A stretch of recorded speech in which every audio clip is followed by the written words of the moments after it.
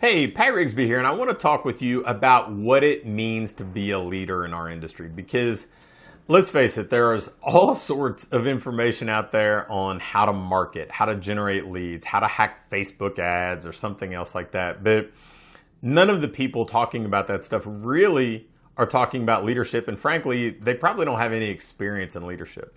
But having been a coach, having led teams for the past 25 plus years, I wanted to give you 5 of the lessons that I've learned that I think can help set you up to succeed as a leader, that it will allow you to build successful teams, allow you to create a great culture, and really allow you to continue to scale without feeling like you're watering things down and spreading yourself too thin. So the first step or tip that I would give you when it comes to being a great leader is understanding that the golden rule still applies. We need to treat people the way that we would want to be treated. I mean, think about this. Would you want to work for you?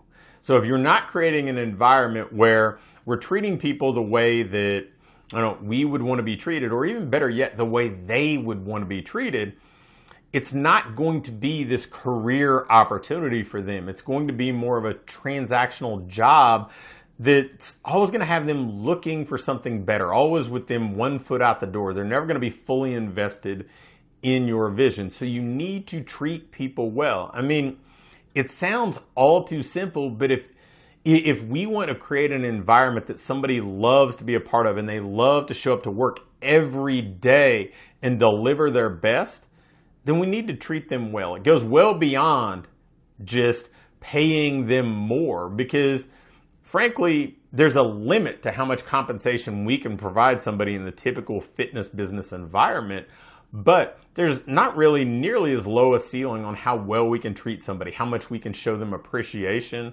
how much we can recognize them for the contributions they're making, and really how we can make them feel, letting them know that we care about them as a person, not just this transactional employee. So that's tip number 1. Number 2, we need to get everybody rowing in the same direction. And so what I mean by that is really having a clear-cut vision of what we want our business to be. Not just today, but where we want to go, and make it clear. Make sure that everybody knows, so they're all pulling in the same direction. So we're setting them up to succeed. And we'll talk more about that in a minute. But it's hard to ask somebody to be great at their job if they don't know what that job is actually trying to accomplish. Otherwise, they're just going to come in, punch the clock, and kind of have that checklist mentality where they think, well, I did enough. But the reality is, I don't think that most people function that way. Most people want to be great at what they do. They don't want to go to work and think, I was below average today. No, they want to do great work. They want to make a difference. They want to have an impact. So you need to help them understand the impact you and your business are trying to have, so they're clear on it, so they're excited about it, and so they're helping you move toward that by playing the role they need to play and really maximizing the impact of the job they're asked to fill. So that's number 2. Number 3, we need to catch people doing something right. It's always kind of funny to me when people talk about constructive feedback and how people, how their employees don't like constructive feedback, because the reality is, I don't think most people like criticism, and that's usually what we're using the phrase constructive feedback to do. We're usually catching people doing something wrong. We're telling them, hey, you didn't do a good job here, and maybe we're weaving in, here's how you can do it better. But the reality is, people are doing stuff right a lot of the time. And if you're not praising the things that they're doing right, you're not reinforcing it. You're not catching them doing something right and saying, look, you know what? Great job today. I saw what you did with Mrs. Jones and how you helped her fix that exercise, or how you recognize the fact that she was really improving in this particular area. You need to high five them and recognize that time and time again, because if you don't, they're going to feel like the good work they're doing is underappreciated, and the only time you're chiming in is when they're doing something wrong, when you've got something for them to do differently or better and you need it fixed. So Try to catch people doing something right. Tell them you're proud of them. Tell them that you're excited about what they're doing and you've recognized the things that they've already improved on. If you want to motivate somebody to keep improving, recognize the improvement they've made thus far.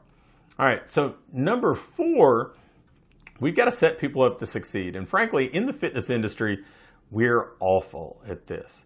Typically what happens is we hire somebody when our plate is stacked way too high and we just can't take on anything else. So we hire somebody because we want to get rid of some of those responsibilities. So we're quick to say, okay, here's what you need to do. And we add that kind of fateful line, other duties as assigned at the end of every job description. So we can just pile more and more on their plate no matter what it is. And we're not going to tell them in advance of how to be good at it. But if you want somebody to succeed, if you want them to really buy into your vision and help you achieve it and really build the business to where you want it to go, you need to tell them what being great at their job looks like. You need to set a course for them to get there. So you need to create a system for them to follow or a set of systems for them to execute. And then we have to coach them to those systems. But think about how that works kind of in tandem with what you do for clients already. We establish what the goals are. We assess where they are today. And then we build a program to move them from that point that they're starting at to that point that they want to arrive at. Same thing, but then we coach them through. We don't just hand them the program and say good luck.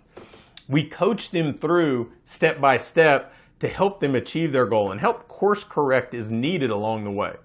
If you do the same thing with your team, they're going to get great results. They're going to be excited about what's going on. And frankly, you're going to be building a powerhouse culture. And then finally, the 5th one, and maybe the most obvious one, is you need to lead by example. You can't preach, be high energy, be engaging, care about people if you don't. You can't be credible to the people that you're serving, the people that are working to execute your vision, if they feel like you're undermining that vision yourself.